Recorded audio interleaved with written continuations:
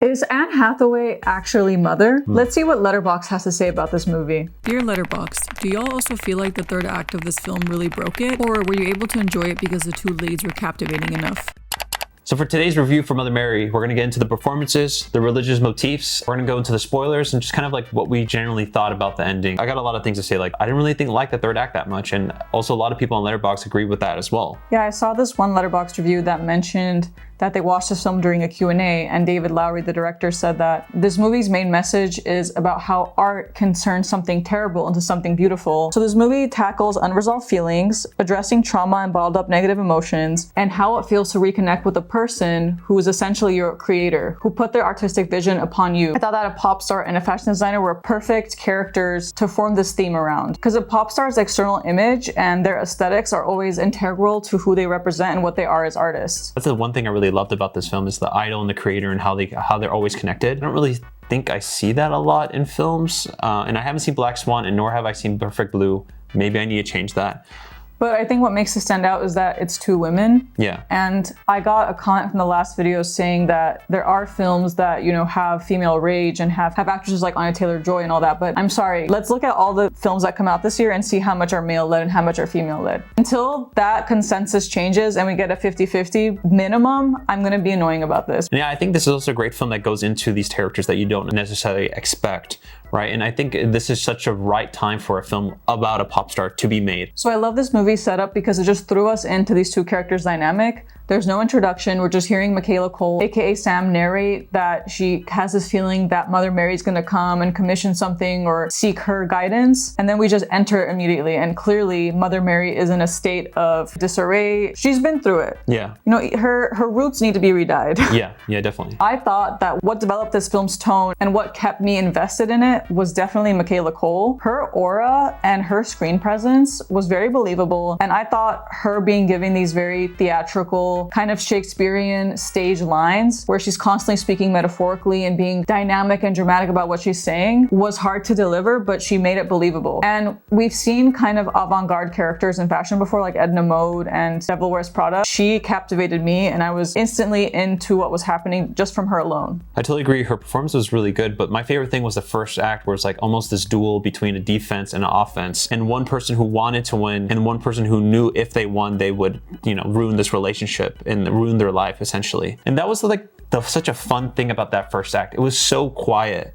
It didn't allow any interruptions. And it was also such a juxtaposition for the character Mother Mary, right? It's like she entered into a spider web that Sam had created that is literally there to ruin her. There's no sound, there's no speakers, there's nothing there to besides her star power. I thought that was like such a great start for this kind of, if we're going the avant-garde, if we're going to this super serious route, what a great way to start it. I immediately knew where these characters stood. One really needed help to find her identity and went to the creator in order to move her in that direction. And here we have Sam, who knows she's desperate. She knows that she needs that help. And she brings up something that happened to Mother Mary that is a clear reason as to why she's in this state of disarray, but we don't know what that is until the latter half of the movie. So that also builds the suspense. It builds the suspense by saying we need this dress in 3 days. There's a lot of little details, and the fact that we don't even see Sam till maybe 5 minutes into Mother Mary entering her castle also built up her power. And she has like an assistant played by Hunter Schafer who's running around, and I don't know, that was so much aura for me that I was immediately hooked. And I got Phantom Thread energy because Phantom Thread's also about this genius, this visionary who uses a muse as their palette and the constant kind of dependency they have on each other. But this movie is not that all the way. I think once we get into the second act where we see where's that trauma coming from, Mother Mary's character, I really enjoyed the second act too. It was such a great like chapter. It was like, yes, we get into chapter 1, where's the story going? Who are these characters? And then the second act, this bomb, this trauma, this pain that this character's been into, that has been created by the creator. And I think that was such an interesting second act too, is like we're seeing all this pain, guilt, but then it's one of those things where you don't know where it's coming from. And that was such an interesting thing with the FK Twix character, where she said, how do you feel when all that energy is radiated towards you? It's radiated towards one person. Don't you think that affects you? To answer that question, it does, right? And that was kind of the whole downfall of this film. It's like trying to understand, why is that trauma even there in the first place? How can it be fixed? How can she move on as a character? And I think everyone did a great job. But the one thing I will say is like the music too was not too bad. I didn't mind the music. I didn't mind the music. It is created by Charlie XCX, FK Twigs, and Jack Antonoff. But I did see some reviews that agree with this on Letterboxd. But for me, Anne Hathaway is always Anne Hathaway. And I feel this way about Natalie Portman, where I kind of just see them as actors playing characters. So it was hard for me to believe that Anne Hathaway would be such a big pop star. She was decent in the performance parts, but I just feel like Anne Hathaway can be kind of too mannequin-like. Yeah. And yes, she was vulnerable in this movie, and I could believe her state of disarray, but I don't know, there's just something about her that is artificial, and I can't get past it, and any film I see with her, I'm kind of always left wanting more. Yeah, but I do think, like, let's say the halo and everything did match her presence. I think she does almost look like an angelic brunette person that were to fly down from the skies and have wings. But then I just, once again, I agree with you completely. I just still see Anne Hathaway. Yeah. I thought the second best thing about this movie, besides Michaela Coel's performance, was the visuals of the film. And it seems like David Lowery's filmography loves to emphasize that mysticism, folklore. There's this timelessness to the dynamic and to the story that we're seeing. In a theater, it was really cool to see. I was pretty entranced by the visual aspect. I kind of want to go into the symbols now for this film. Let's first start with the idol. If this film is leaning towards like the Mother Mary and like what does a religious symbol mean to this film? One thing that is interesting that this film is coming from an atheist standpoint is that the idol is not real. The idol is created. And well, a lot of what upholds religion is people deciding to worship it, we make religion what it is. We're putting that feeling upon it because on its own it's just a book, you know? It's not like this guaranteed thing. Yeah, and I feel like that's the thing that was so interesting with the barn, that someone can say, oh, it's a temple, it's a church. I think it's the opposite. It is like almost like in between space. It's saying there is nothing. You are in my spider web of creation. There's nothing else outside of it. This is not a stage. This is not where you have your meeting. This is not your home. Mm-hmm. This is the opposite. This is where I create. And I think that was really interesting too with the creator, is that in a way, Sam's character is in a way the Bible writer or the creator of the imagery of Jesus or Mother Mary, what it may be. And I think that was... I mean, she's more than that. She mentioned that in a magazine shoot that the Joan of Arc piece that she was wearing was inspired by this moment she had at her communion where she spilled wine on herself as a child. Yeah. She's not just putting her artistic vision, it's her soul that's going into it as well. I feel like a great example of this would be Mickey Mouse and Walt Disney, right? Like people worship that character so much, they value it so deeply. But then you kind of think about like, what is that character essentially? What is it Mickey that makes me feel a certain way, or is it what I feel conceptually of Mickey? Yeah. And that's the thing that I really liked, is like if Walt Disney were to sell Mickey Mouse, it would have a completely different tone. And that's what a lot of people say, like at post Walt Disney death, Disney is a completely different company, right? And that is what happened in the stories, that post Sam, Mother Mary is not the same person. It is a completely different character, and she knows it. The thing that sucks the most is that she's alive. The character is alive, and she knows that her timeline is not correct. Your character is real and living. And I really love that moment when the creator is looking at the creation. The creator doesn't even know if the vessel is happy or not, but she sees that it's in full form still. So that's why she was so angry and expressed that anger into them. Yeah, she's not a part of it anymore. I think there's a lot of pop stars in our modern day that always kind of play into that layer of perfection, and especially maybe even in K-pop, they do play into that as well, of like you're an extreme perfect person and there's no room to budge. Behind the scenes, you're a little bit of a mess. And I think one person is a prime example is Britney Spears, who fell off that cliff and no one ever came to pick her back up. Yeah, it makes sense for this movie to do religious motif, but at the same time, I don't think I cared about it. I feel like I've seen it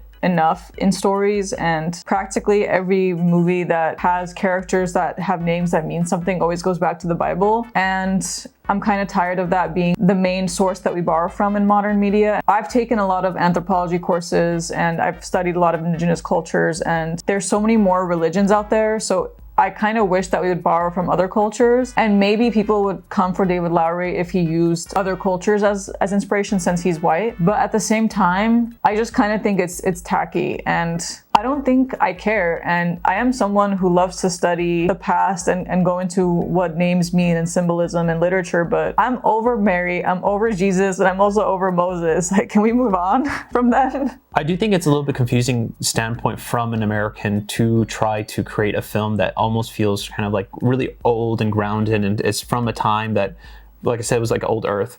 Because if I was, let's say I'm a white guy that goes into make a film and I want to take the red string of fate, Chinese folkloric ancient story, you could do it. You could go that route. The thing is that in our culture of America, or Americans as a whole, or white people as a whole, there is no, like there's no ancientness there to it. I mean, and so that's why we have to go into religious motifs in order to give that sense of like, oh, this feels like an old story.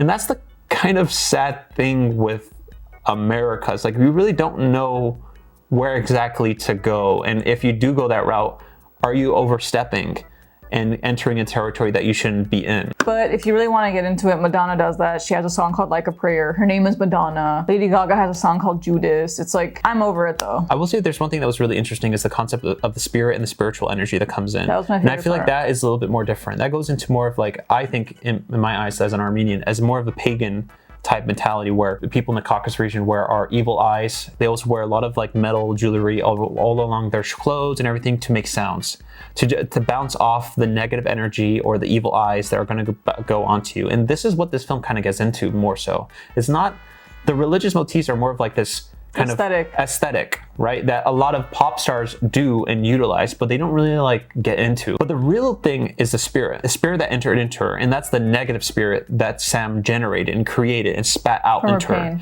And that's what I really like. That's in my opinion older, and that's what I'm excited to see from a film, because there's not a lot of films that go into that area. But then that's where I'm a little bit confused, like with the third act, is that it just turns into, oh, let me build a circle and pull that out. And I don't know, like I think I've seen too many horror films to think like that's too cheesy, so maybe you need to find a new way to do that. But that's where I'm not really happy with the conclusion. Yeah, so a lot of people on Letterboxd were saying this, that the third act fell flat for them, and that it either felt rushed or unearned, and that they didn't really line with like the psychosexual drama of this movie. And I agree, but I especially agree more with the actual ending being weird. It ends with Hilda and Sam making the dress. You see them in the process, and then it ends with Hilda narrating the moment that Mother Mary will go on stage in her big scene of coming back. And this whole movie's building up this thing that she's gonna make a dress, and I just kind of wanted to see her wear it. And we do see the dress at the end, but I thought it made no sense to have Hilda narrate this pivotal character moment for Sam when Sam was the one that was also healing in this film. We're seeing both of them heal and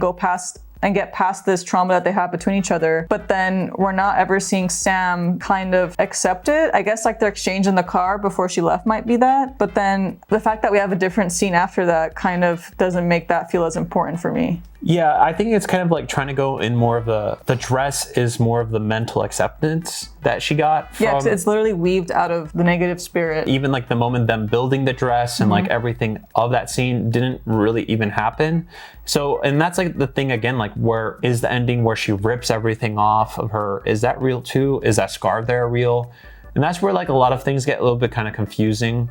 Because like this was such a grounded film that was like using spirituality as a metaphor, and then it kind of turned into like this metaphor. Yeah, and I don't know where I was at a certain point anymore. Yeah, and there's even a moment where Mother Mary says, I'm getting exhausted of metaphor, so this film was self-aware. But I was getting exhausted too, and I thought that the ending kind of needed to stay in that sincere route. And I love the part where she says, I'm sorry, and she comes to the moment where it sounds sincere, and clearly Sam feels this. But yeah, that ending with it also going back to her old dress, I don't know, I just don't think it worked tonally. And I'd much rather have this movie just end in like this, not casual way, but more so predictable way. If she wears the dress, or maybe Sam hears the song that she hadn't heard, that she'd been avoiding. Well, I don't mind the whole aspect of like her taking off her still originally wearing that outfit, taking everything off, and she's just like somewhat nude. And then like we as the audience just sit with that. I don't think we need that whole moment of like Hunter Schafer's character like explaining it to us. And also, what's the point of Hunter Schafer's character? What was that? Like, what was that ending? Like, I mean, I didn't. She was a nothing character, and then just appeared all of a sudden and is now explaining to us what she's like. What? Like, yeah, and she was saying things that were very, what sounds like a really religious, devout follower would say about God and about Mary. And I mean, yeah, duh, this movie is about that, but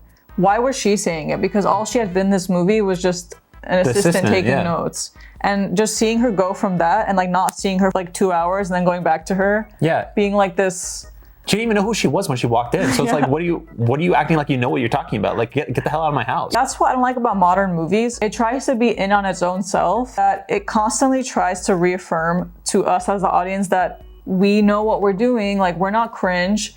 We are going with this irony, or going with this metaphor, but it kind of loses the sincerity of it all. Yeah. Because you're kind of thinking like, is this director doing this to make us feel comfortable and kind of to wrap this movie in a neat way, or is this his actual vision? And that's what I feel about modern films. Is I love the archetypes, visuals are really haunting, well done. It on paper is supposed to be a really good film and work and be a lot of things that I enjoy, but at the end of the day, I just left kind of feeling not much, and I wasn't touched.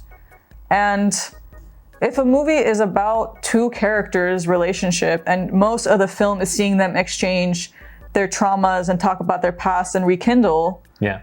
I kind of expect to feel something from that. And I initially was, but then it lost me with all those supernatural elements that you're bringing up. And once again, like, I'm not against that though. You know, I love fantasy. I love supernatural stuff. It became too project-y, you know, and when I looked into it, how this movie has Jack Antonoff or Charlie XCX, FKA, and it just feels like a project. It feels like the Met Gala. It feels like I'm seeing flashiness. A lot of reviews are saying this too, that to them it feels like there's not enough substance and depth, even though it could have been that. And yeah, I totally agree. It lost me. It never brought me back. And I'm frustrated because I really wanted it to bring me back. You know, I was rooting for it, but I just don't think I felt anything. For a movie being so gory towards the end and involving cutting, involving wounds, involving ghosts, it still felt like the director had surgical gloves on. Yeah, yeah. And he kind of put that glove over us so that there was no blood on us after. Yeah. And that's why I'm tired of these modern films. Yeah, I don't know. There's something about it. I think it's just that rush last couple of minutes. I think it could have all been resolved. And I think there's a lot of great visuals, especially that moment when you have Sam standing and you have Mother Mary floating in space, floating in the air, and then you have the red drape coming and connecting into Sam. And I'm like, that's a great visual. Yeah. But then it goes into this Hunter Schafer thing. I'm just like, okay, you lost me. Yeah. Like, what is this? This is not, I think like, people, is this a Netflix ending for a series? Like, what am I looking at right now? people laugh in the theater out of uncomfort. That was not the time. That was not the character. That was, this is about Sam and this is about Mother Mary. Let's just make that clear. But, you know, end of the day, I still really love this aspect of the creator versus the creation. And I think especially right now with I'm watching WWE and you hear somebody like John Cena and against supporting and sympathizing with Vince McMahon, even after all these allegations, it's such an interesting thing that like John Cena is a living creation made by Vince McMahon. And he's supposed to live with that concept of a character stuck onto him. That's a very interesting thing to live in the present as a character constantly. Endings are everything for me, I think, sometimes with movies. Of course, it's their last impression. And it's like going on a date, then it's all going well, and then your date like burps in your face after, you know? Right. Yeah, but Mother Mary was giving mother, yeah. No, she wasn't. Mother Mary wasn't giving mother, huh? No. Okay. Well, I don't like FK Twig's music too, so that's a big part of why. I also don't like Jack Antonoff's music as well. He ruined Lana Del Rey. So I don't like him either. I like Charlie XCS, but I kind of I don't care about her. I kind of hate how everybody acts like they like Charlie XCS. But no one goes to see any movie she makes, is a part of. anything. I feel like I'm a bigger fan than people are who I'm are rooting fans. for Charlie XCS now. I'm like, she's an underdog all of a sudden now. She's like, she doesn't have that fan base that actually likes her. They just like copying her. So remember, guys, we are a small YouTube channel, so a small little like goes a big way. I'm not gonna beg for likes, like it or not. Please like the video. Bye.